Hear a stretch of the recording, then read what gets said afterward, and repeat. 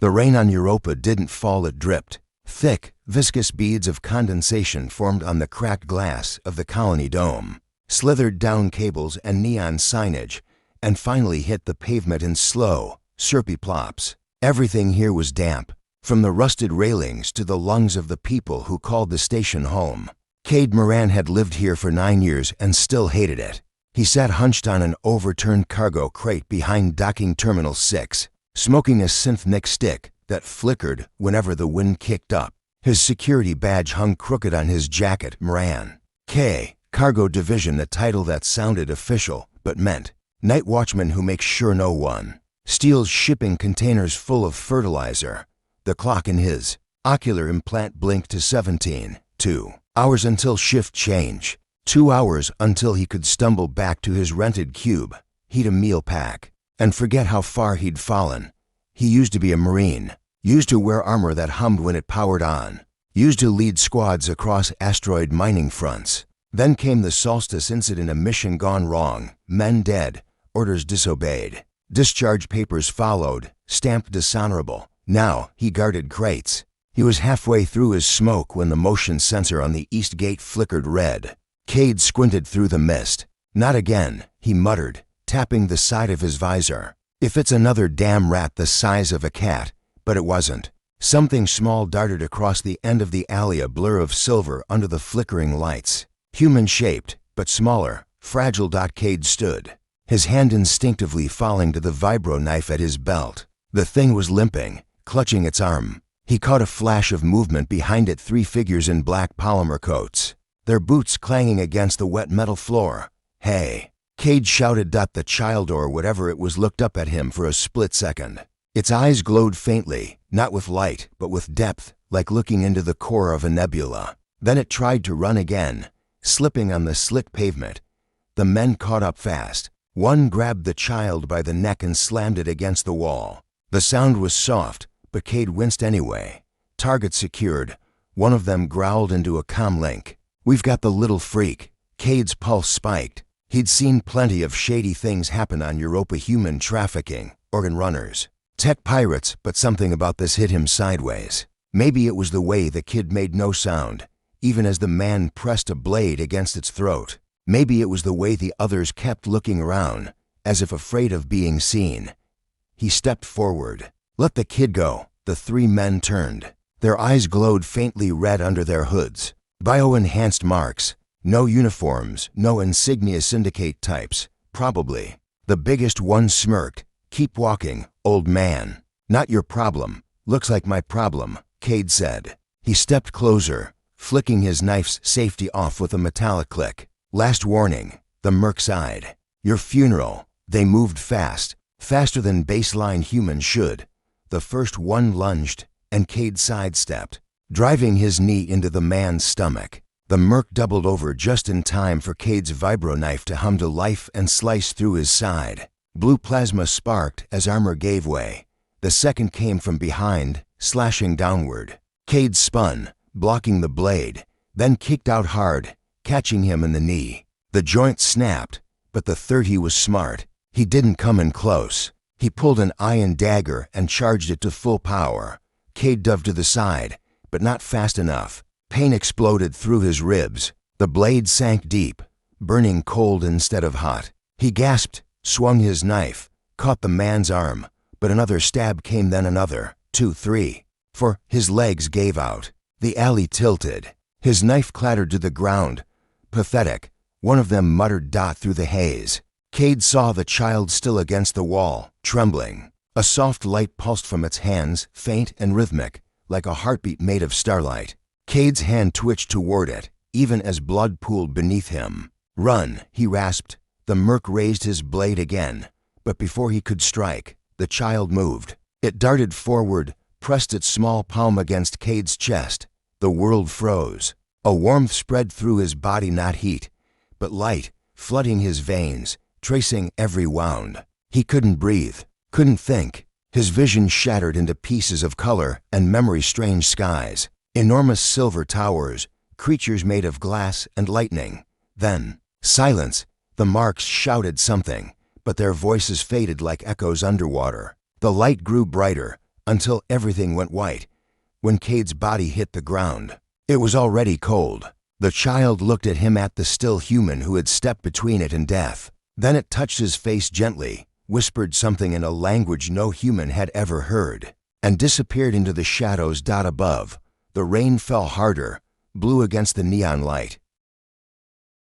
Sound came back, first deep, tidal, like a whale breathing through the walls. Then scent, wet cedar, iron after rain, and something faintly sweet, like crushed mint. Cade's eyelids fought the drag of sleep and lost. When they finally opened, the ceiling was breathing. He lay in a shallow basin that had grown out of the floor, an open flower of pearl-white ribs cradling his shoulders, filaments as fine as hair webbed across his chest and abdomen, drinking his blood and giving something back in return. The room pulsed around him, not with machinery but with metabolism, ribs widening, membranes dilating, the entire space telegraphing wellness or worry in slow bioluminescent throat songs. Hey, he croaked to no one. Voice sandpaper a seam in the wall side open like a gill. They filled the doorway, 3 figures in armor that wasn't worn so much as grown. Armor that mirrored their bodies with a predator's flexibility. Tall 7 feet,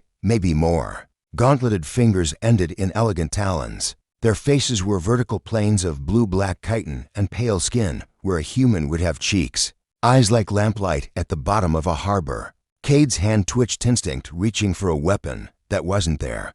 "Be still," said the tallest. The voice resonated in the room, a bass note threaded with harmonics that made Cade's bones itch. The warrior inclined his head, and his living mass drew back like a seed pod unpeeling, revealing a face both angular and strangely gentle.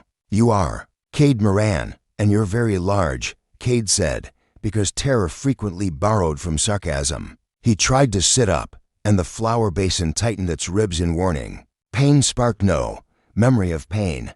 8 holes laid like a constellation across his ribs and abdomen. He touched one and hissed. The skin there was slick and smooth, fused with luminescent filaments that pulsed along the beat of his heart. "You were perforated," said the second warrior, smaller, voice cool. "Your fluids removed themselves with enthusiasm." "Cade," said the third, this one's mask already open, eyes a stormy teal. "Do not strain. The cradle will keep you until the Oru cells have memorized your pattern." The tallest warrior lifted his chin, formal. "I am Tran, first of the Uruk-hai. These are Leith and Jerichs of my circle. Our sovereign sent us when the child called." "Child?"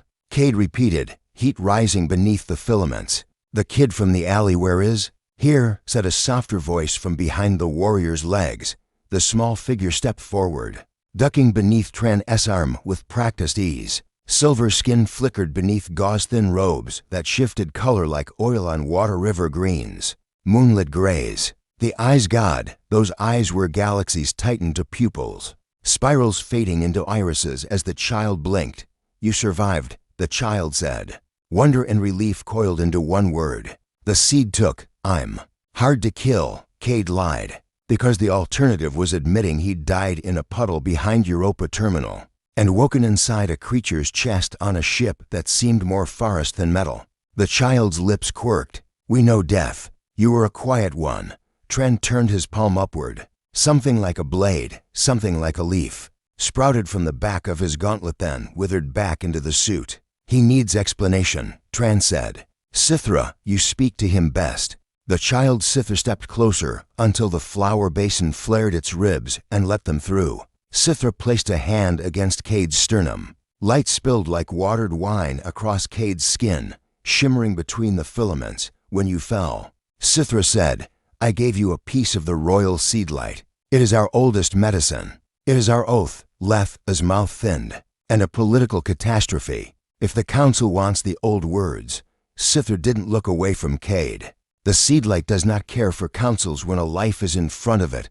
I appreciate the rescue," Cade said, voice raw with something that wasn't gratitude and wasn't quite fear. "But I'm not one of you. You grafted alien what cells into me." "Cells, yes," Jerix said, "but more song than cell. Pattern and will. You had many holes. The seedlight likes puzzles." Cade let out a breath that shook as it left him. "So I'm your project." Tran's gaze was level, unreadable. You put your body between the air and knives. You are not a project, Cade Moran. You are accounted for, Air. Cade's eyes dragged back to Sithra, who lifted their chin with a flicker of pride that looked very much like a kid, trying to look taller.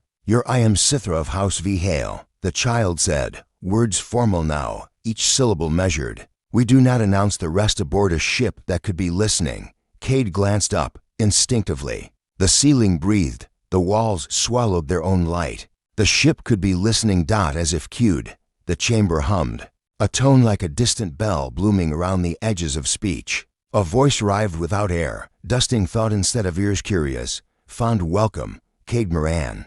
I am the Vaalian. Please do not bruise my cradle by leaving it too soon. Greater than. Cade blinked. Your ship just talked in my head, only loudly the first time, Jarek said, almost apologetic. You adjust. Tran-S focus returned to Sithra. Protocol, he said softly, a reminder threaded with concern. Sithra nodded, then placed two fingers over Cade's heart, precisely between two of the closed wounds. When I pressed my hand to your chest, the seedlight measured your choosing, they said. You took blades meant for me. The oath named you Jean of Orchild's chosen. The word settled into Cade's bones like a warm weight. The cradle pulsed once, as if in recognition. Congrats, Cade said, because he didn't know how to carry reverence. That come with a pension? Leith made a noise that might have been a laugh if their kind used laughs the way humans did. It comes with an empire's attention. Cade stared at the breathing ceiling and tried to put the math together. Marks and coats. A kid with nebula eyes. A living ship whispering in his skull. His own blood singing faintly when he clenched his fists. He had the particular clarity that arrives after disasters, when your life becomes a set of sharp angles, a before, an after, and a chasm between. Why were those men after you? He asked, finally. They weren't local street jackals. They moved like exos. Syndicate. Sithra's gaze slipped toward Tran. Pieces later, Tran said, first, you stand. The flower basin loosened, a mother unpeeling arms from a sleeping child. Warm air flowed across Cade's skin. The filaments retracted with a tickle that made his scars itch. He swung his legs over the side and froze. For a heartbeat he was back in the alley, hands slick, breath shallow, night pressed tight. He swallowed, pushed off, and stood. The floor lifted to meet him. It wasn't a trick of balance. The ship flexed a little, as if an invisible hand steadied him. His knees wanted to buckle anyway. He hated that the first thing he did as a resurrected man was catch himself on a wall. You are allowed weakness, Jarek said, not unkindly.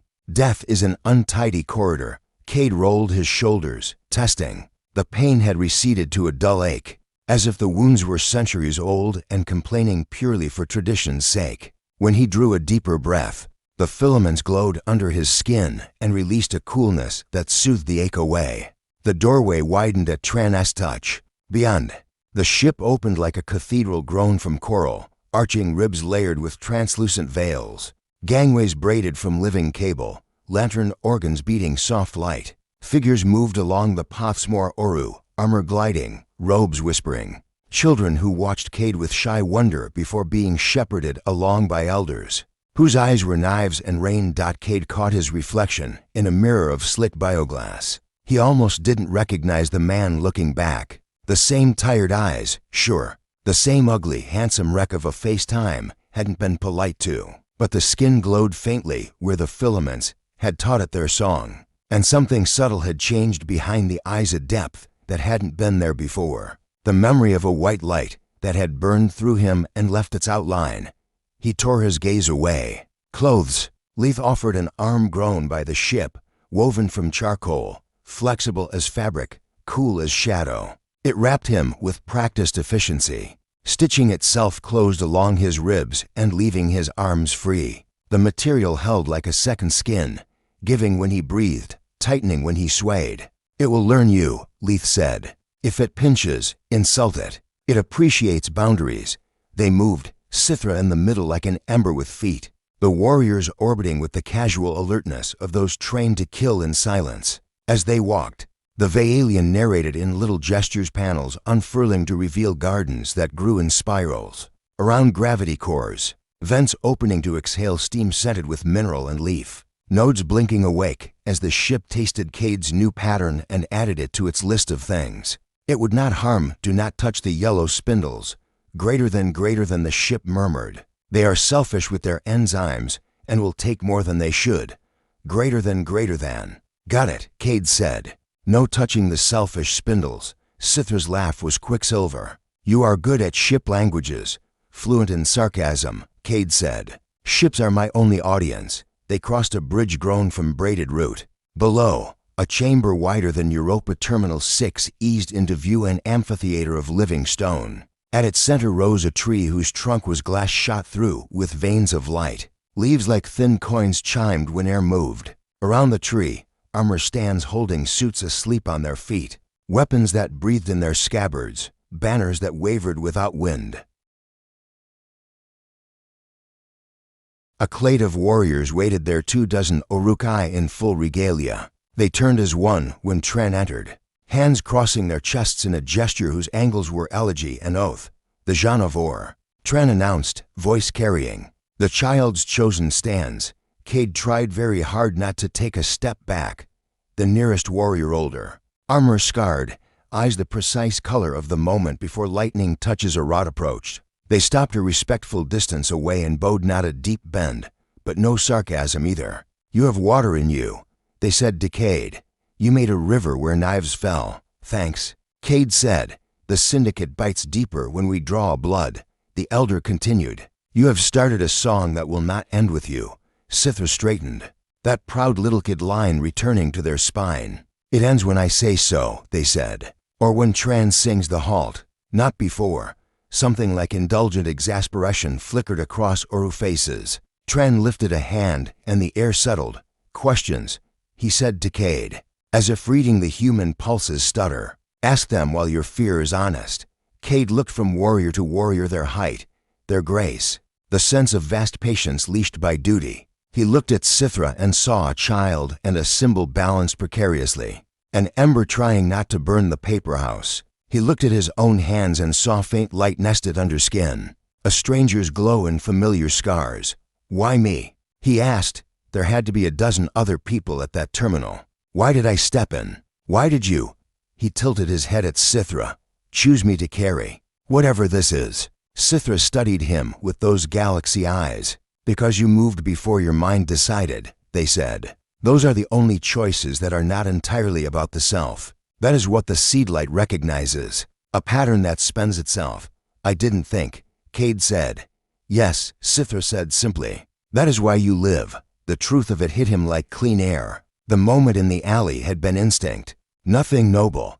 An old reflex standing up in him like a man who couldn't bear sitting anymore. He'd thought that reflex broken, buried under sour days and worse nights. Apparently not.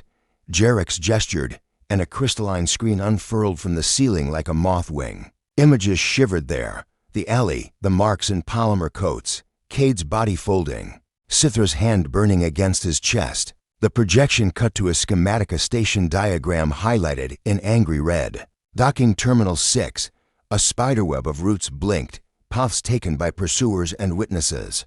Timestamps, faces snagged by cameras. The map zoomed out, past Europa, the lines stretching like tendons toward Saturn, toward Titan, toward a black node labeled only with a symbol Cade didn't know. The Black Sun, Tran said. Syndicate spine. They have taken Oru matter, bent it. We have held our hands from their throat for the sake of treaties that tasted like ash. Even when they were signed, Leith folded their arms. They broke those treaties when they reached for the air. And when you, Cade gestured to his own bandaged chest, put your medicine in me. Letha's mouth tightened. That is less treaty and more liturgy. The council counts old words like coins. Tren's gaze rested on Cade, steady. You are entangled in our law now. The seedlight does not release those it has sung into. So I'm bound, Cade said. You are kin in one direction, Tren corrected. It means we owe you as we owe our own.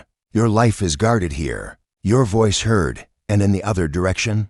Cade asked. Sithra met his eyes. In the other direction, you will never be entirely only human again. It should have landed like a punishment. Strangely, it didn't. Cade felt the ship's breath wash over him. the trees chimming leaves pretending not to listen. He thought of the way Europa's rain had been blue, of his cube's stale air, of the gunmetal mornings where he counted the steps to the door and chose not to take them. He thought of 8 knives and a child's hand full of light. "Okay," he said, voice low. "Okay." Jerichs tilted their head, curious. "Acceptance? Inventory," Cade said. "What do you need from me?" The warriors glanced among themselves. A conversation in eye angle and throat song that Cade couldn't parse. Tran finally answered, "Right now? Walk, speak with the Vaalian. Learn not to fall when the floor breathes. The rest comes like weather, and after weather?" Cade asked. "After weather," Leith said dryly, "comes war." Sithar's hand found the hem of Cade's new charcoal suit, small fingers worrying the seam like any child anywhere. "There's also ceremony," they added, almost apologetic. "The council will want to see you. They will make grand sounds about bloodlines and bonds. You will stand. I will stand. Tran will remind them I am not a fragile jar. You are a fragile jar," Leith said without turning. Sithra stuck out their tongue in absolutely universal gesture in a thoroughly alien face. Even Tran's mouth softened. Cade exhaled, long and steady. The tremor left his legs. The ache in his ribs folded into memory. He looked around the amphitheater, the living tree, the armor waiting, the banners shivering to some internal music, and felt the sensation. He'd always chased after a firefight. When the dust settled and survival turned into purpose. "Teach me your steps," he said, surprising himself with the ease of it. "If I'm going to be the Janavor, I should learn not to embarrass your flowers, cradle." The ship corrected in his head, amused. "Your cradle," Cade amended aloud. "And your selfish spindles." "Excellent," Jerichs said brightly. "Lessons begin with not touching things that eat fingers." Tran's hand heavy. Careful settled on Cade's shoulder. "You stood when it mattered," he said. "Now you stand when it is tedious." "This is also a kind of bravery," Cade snorted. "I've done tedious. I was a freight guard." "Then you are overqualified," Leith said. They turned as one toward a corridor that opened like a throat into soft light. Sithra fell into step beside Cade, close enough that he could feel the heat their small body threw off. He glanced down. "Hey," he said, voice pitched so it wouldn't carry. "You okay?" Sithra looked up, startled by the question. After a second their chin dipped. "I do not like the dark between doors," they admitted. "The ship makes light there, but it feels like knives." Cade didn't think. He simply slowed until Sithra's steps matched his. "Stick near," he said. "I'm good at taking knives." Sithra's mouth twitched. "I have noticed." As they crossed the threshold, the ship hummed, pleased. The corridor brightened a shade, as if the Vaalian had heard and approved of the arrangement. Cade lifted a hand and let his fingers brush the wall. It shivered around him, warm as skin. "Welcome aboard, Cade Moran, Janavor, knife taker. Stubborn one, greater than," the ship whispered. "We will try not to drop you. Greater than. He smiled despite himself. "Do that," he said. "I'm just getting used to the breathing." Behind them, the amphitheater emptied, the warriors dispersing into their duties like pigments into water. Ahead, the path curved toward a room whose windows opened on an ocean of stars. Cade walked toward it with a prince at his side, a living ship under his feet, and a strange, new light braided into his blood, aware that the world he'd known had ended in an alley, and something larger, messier, and more luminous had picked up his story by the scruff. He did not look back. The days on the Vaalian didn't follow clocks. Time here was a rhythm measured in pulses, hums, and the soft shudder of living walls when the ship dreamed. Cade stopped asking how long he'd been aboard after the third sleep cycle. The ship answered when he asked for morning, dimmed when he asked for night. It was kinder than Europa had ever been. But comfort didn't mean peace. Every breath reminded him he wasn't entirely human anymore. When he flexed his fingers, faint traceries of silver shimmered under the skin. His reflection caught ghostlights behind his pupils. His senses sound, light, even gravity felt amplified, as if the universe had sharpened its edges just for him. And always, there was the song low, almost subsonic, like a chord played deep inside bone. Sometimes it hummed when he was calm. Other times it thundered in his skull when he was angry. as if something alien inside him were testing its limits. Lessons in breathing metal training began on the third cycle, or what the Oru called a vihara span. Tran's idea of a lesson was not gentle.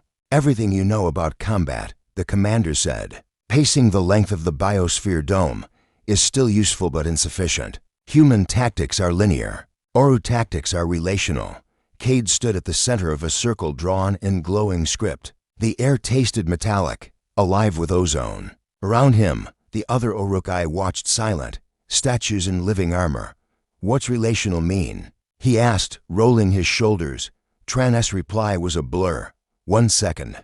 The commander stood across the circle. The next, Cade's world exploded sideways. He hit the ground hard, breath ripped from his lungs. The glowing circle flared red. Relational means every motion has consequence, Tran said calmly. Your fall changes my stance. Your resistance feeds my strike. Our conflict is one system, Cade groaned. So, Kung Fu with metaphysics. Precisely, said Jerix, from the edge of the circle. Except the metaphysics will kill you faster. They train for hours, days, maybe. The Vaalian kept them in a rotating chamber where gravity fluctuated unpredictably. Cade learned to fight when the air was syrup thick, to balance when up and down traded places, to dodge strikes from creatures whose limbs moved like liquid. Each failure left bruises that faded too fast to seem real. Each victory sang through the filaments in his veins. By the fifth cycle, Tran had him sparring with lithe blades of living crystal that breathed when drawn. When the blade bonded to Cade's grip, he felt it whisper in his palm, a faint metal pulse, almost like thought. Strike as one. He obeyed, and the air split with a howl. Leith parried with ease, catching his blade mid-arc and twisting it away. Your weapon is alive, Moran, they said, eyes gleaming. It listens for your certainty. It grows dull when you doubt. Great, Cade panted. Now even my knife's judging me. Sitha watched from the observation bridge, hands folded in oversized sleeves. When Cade looked up between drills, they always smiled, quietly proud, quietly sad. He didn't ask why. Not yet. 2. The anatomy of light during rest cycles. Cade was studied. Oru physicians, if that was the word for them, guided him into chambers filled with translucent water that clung to his skin like mercury. The liquid hummed faintly, responding to the alien energy inside him. They called it seedlight resonance. You are half answered, said one of the healers, a pale, blind Oru whose face was etched with fine glass lines. The seedlight knows you, but it does not yet trust you. Didn't think it had a choice. Cade muttered. The healer's smile was patient. Everything alive has a choice. He floated there, surrounded by faint pulses of light that mapped his body in microscopic detail. When he closed his eyes, he saw shapes, fractals, spirals, entire systems of energy intertwining like galaxies. Sometimes he caught memories in those lights, memories that weren't his. A battlefield under twin suns, Oru warriors singing through smoke and fire, the smell of ozone and grief, and always the sound of that same deep hum when he told Tran about the visions. The commander didn't look surprised. The seedlight carries ancestral data, Tran said. It is memory distilled into form. The Oru evolved it to ensure no knowledge was ever lost, even when bloodlines died. What you see are echoes of those who carried it before you. So I'm haunted. You are educated. Tran's faint smirk could have meant humor or approval. 3. The Council of Oruward of Cade's survival and his bond with Sitha spread faster than any warp signal. By the time the Vaalian reached the Oru home system, Cade had become something halfway between a legend and a problem. He saw the homeworld first through the ship's viewport, a vast ocean world dotted with luminous spires that rose from the surface like coral towers, connected by glowing filaments of energy. The planet itself shimmered with faint bioluminescence, clouds pulsing in synchronized rhythm with the tides. The world sings, Sitha said beside him. Everything does when you learn to listen. I'm still learning not to fall when the floor breathes. Cade said. Sitha smiled faintly. You're doing better than most adults. The Vaalian descended through a storm of light. Lightning arced across the towers, harmless but beautiful, as if the atmosphere itself were applauding the ship's return. Waiting at the landing days was the Council of ORU. 9 figures. each more elaborate than the last robes of living fiber, faces marked with radiant tattoos that shimmered in layered frequencies. The air itself bent around their presence, charged and almost holy. Tran led the way. Flanked by his warriors, Cade followed, feeling painfully mortal in his dark Oru armor that still didn't quite fit. Sithra walked just ahead, head held high, small but impossibly steady. The eldest counselor spoke first. Their voice was layered one tone human deep, another crystalline and high. "You are the human called Cade Moran," they said. "The one who took 8 blades meant for the air." Cade nodded stiffly. "That's me. You carry seedlight. Unbound. Unauthorized. I didn't exactly volunteer." A ripple of amusement, or was it offense, passed through the chamber. Sithra stepped forward before anyone could respond.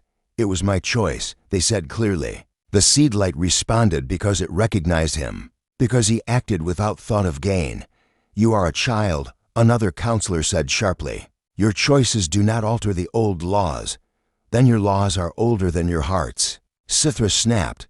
The silence that followed was electric. Even the Vaelian, hovering outside, dimmed its lights as if holding its breath. Tran broke the tension with measured calm. "The act cannot be undone. The human lives. The seedlight stabilizes. He has trained. He fights with us now." "He fights with you?" the eldest repeated. "Then he fights for us. Does he understand what that means?" Cade met their gaze, the faint glow of seedlight pulsing at his throat. "I understand someone tried to kill your prince. I understand those same people are probably going to try again. And I don't plan on watching from the sidelines." The counselor regarded him for a long, quiet moment. Then, slowly, they nodded. Double quotes, "Very well, human Janivore. The council recognizes your bond to the air. But remember, every gift the Oru give has weight. You are now part of the resonance war." "War?" Cade echoed. "I thought you people were past that." The counselor's eyes flickered with sorrow. "We were. Until humanity forgot what peace meant." 4. Shadows of the Syndicate later. In the dim war room aboard the Vaelian, the truth came out. Tran projected a holographic field in the air maps. Data streams, ship schematics, intercepted transmissions. At the center, the emblem of the Syndicate. A human corporate alliance that had grown rich, stripping alien worlds for biotech. "They stole from us," Leith said, voice cold. "Spliced Oru tissue into human soldiers, breeding monstrosities that hunger for light. They call them synthburn," Jarex added. "Half human, half Oru. Fail-safe troops that regenerate in seconds and obey a central hive algorithm." Cade felt a chill crawl up his spine. "And the men who stabbed me? Early prototypes," Tran said. "Their weapons were designed to rupture seed-like tissue. They were hunting Sithra to destabilize our lines of inheritance, so they know how to kill you." "They think they do," Tran said, with a hint of steel. "They have not met the Janivore." Cade stared at the hologram, watching the Syndicate emblem pulse, a black sun devouring its own corona. The words "the Black Sun Operations Core, Titan Orbital Facility" scrolled across the bottom. Titan. He'd guarded freighters that passed near there. Now it felt like a ghost rising from his old life to taunt him. "Why not strike back?" he asked. Sithra's voice was quiet. "Because the Council fears escalation. They still believe diplomacy can fix what greed has broken. And you." Sithra looked up at him, the light of the projection reflecting in their eyes like galaxies being born and dying. "I believe some things cannot be negotiated with." The living blade. In the weeks that followed, Cade's training took a new direction.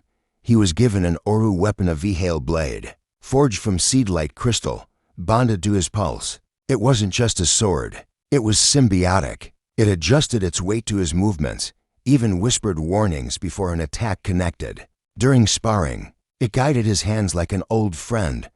But at night, when he couldn't sleep, it sang, low, sad, like it missed someone it used to belong to.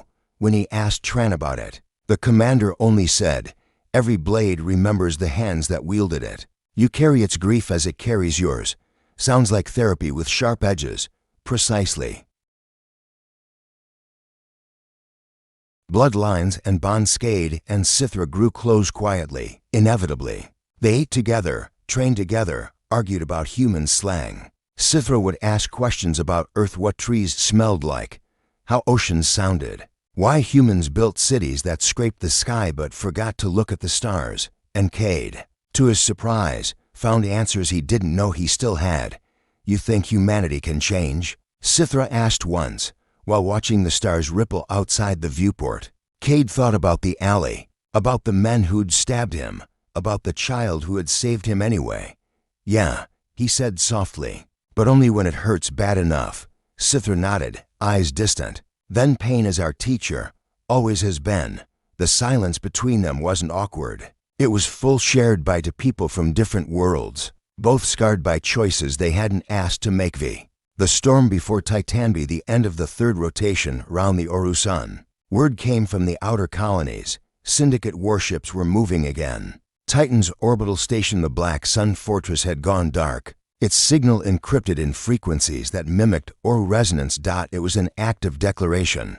Tren gathered his warriors in the Valian's main chamber, banners unfolding like wings above them. The air thrummed with the scent of ozone and purpose. "The council dithers," Tran said, voice low but hard. "But we do not. The Syndicate has declared war upon our kind, upon the air, upon life itself." He turned to Cade. "Human Janivore, you have walked our halls, bled our songs, carried our blade. The next step is not given, it is taken. Will you stand with the Uruk-hai?" Cade looked around the chamber, the warriors, the living ship, the child who had changed his life. The hum inside his chest grew stronger, clearer, answering Tran's call. He nodded once. "I stood once," he said, 8 knives ago. I'll stand again." Sithra smiled, quiet and fierce. "The bridge between stars," they whispered. "The human who bleeds light." And as the Vaalian turned its living engines toward Titan, the ship's voice echoed through every deck. Less than prepare the song of blades. The Janivore goes to war. The Vaalian approached Titan's orbit in silence. Outside the viewport stretched a canvas of deep orange haze, Saturn's rings glinting like blades far above. Beneath them, Titan itself loomed, thick clouds swirling over methane seas, and circling it like a wound was the Syndicate fortress known as the Black Sun. It was less a station and more a Scaran obsidian sphere split by lattices of silver light. The surface shifted, alive with movement. Cade's new eyes saw it more clearly than any human sensor. Threads of Oru biotech spliced into cold steel, breathing against the vacuum. The Syndicate hadn't just stolen Oru tissue, they'd grown with it. Jarex murmured beside him. "They built it from the corpses of our own ships." Cade's jaw tightened. "Then we'll take it apart." The Uruk-hai warriors stood behind them, silent and ready. Their living armor shimmered faintly under the dim warlight. Each bore a V-Hail blade of their own living metal shaped by song and thought. And at the center, between them all, was Sithra.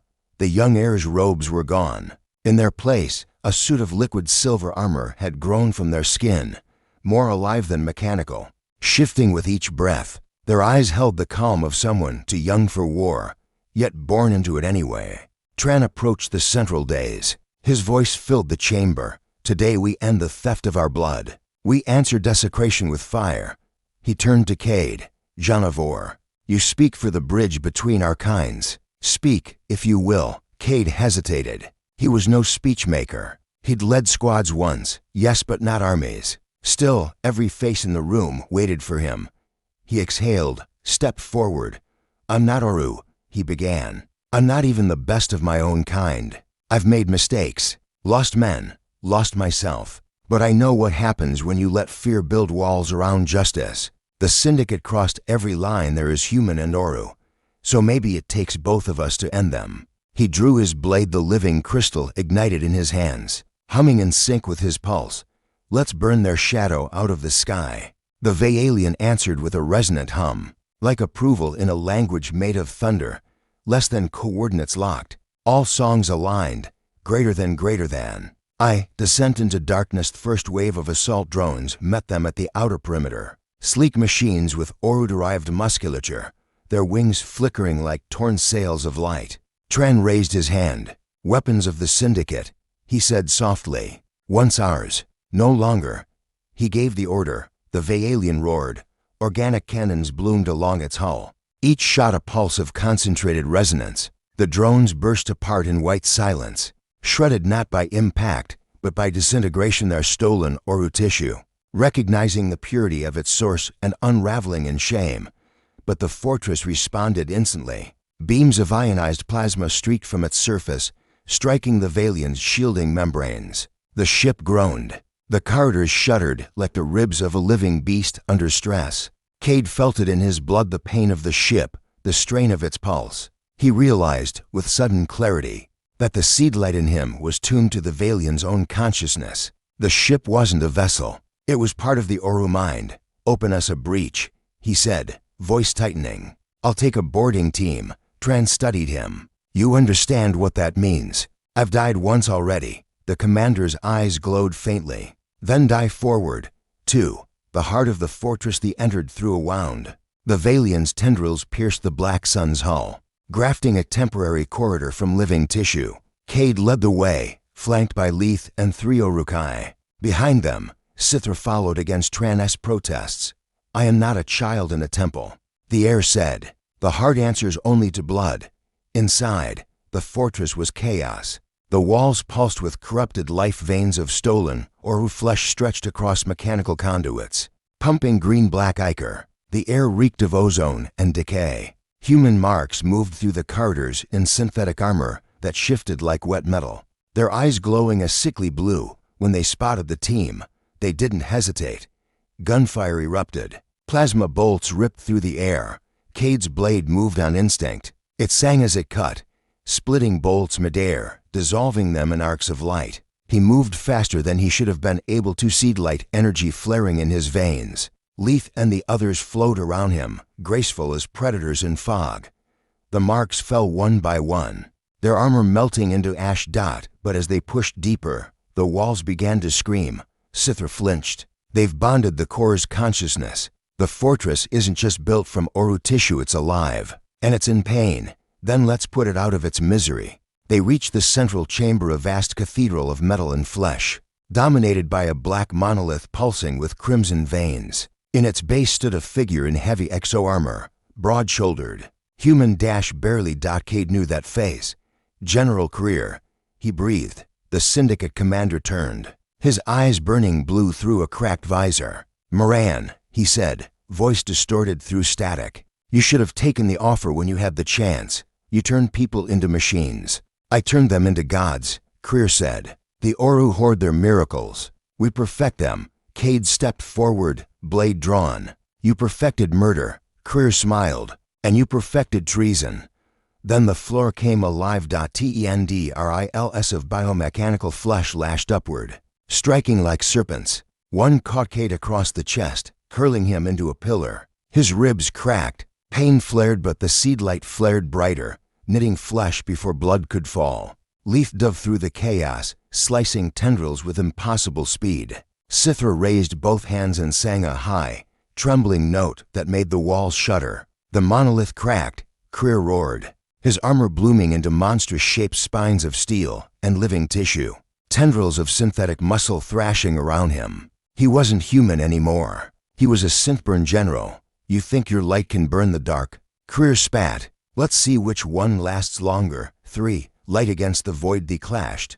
Cade's blade screamed with every strike, sparks of living energy flying with each impact. Career's strikes were brutal, each blow powerful enough to crater metal. The sound was thunder in a confined storm. "Cade," Sithra shouted. "The monolith. It's the core, the resonance point controlling the corruption." "I'm a little busy," he grunted, blocking another swing. Career grinned through the helmet's fracture. "You can't kill what evolves." Cade's vision blurred. He saw flashes again, memories not his own, Oru warriors dying under twin suns. Seedlight burned to ash. Rage bloomed in his chest, raw and ancient. The hum in his veins rose to a roar. "Strike as one," the blade whispered.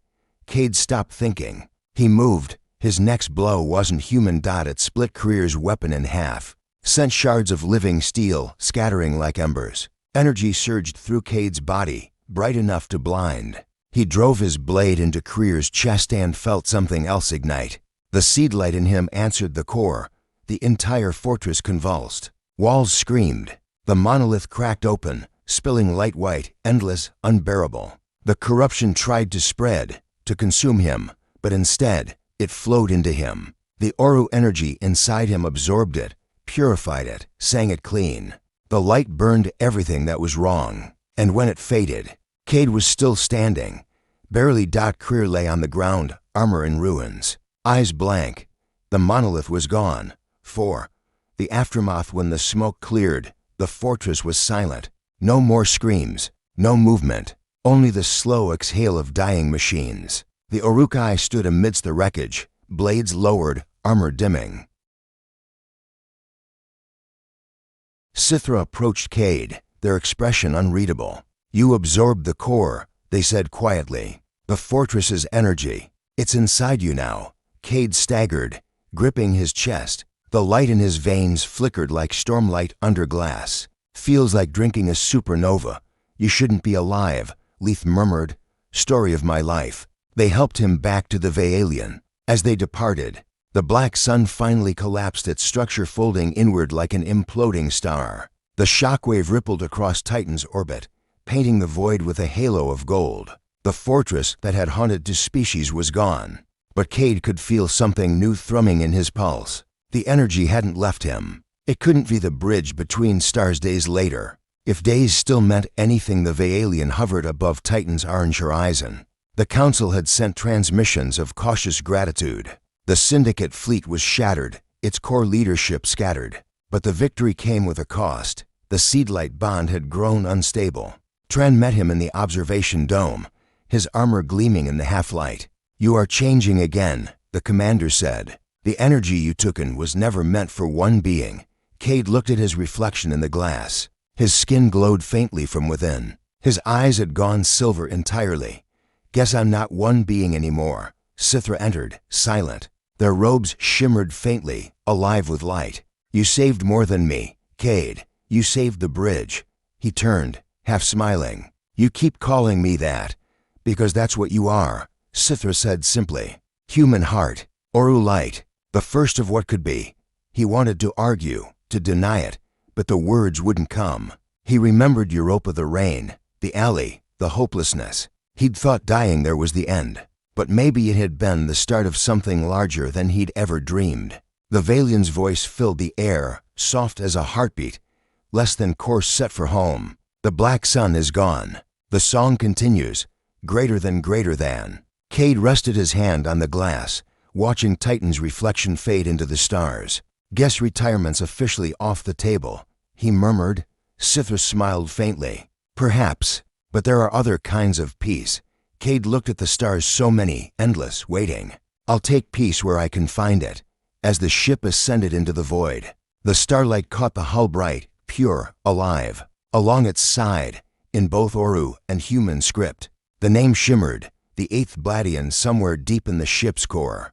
The seedlight inside Cade pulsed once steady, content. The human who bled light had found his purpose.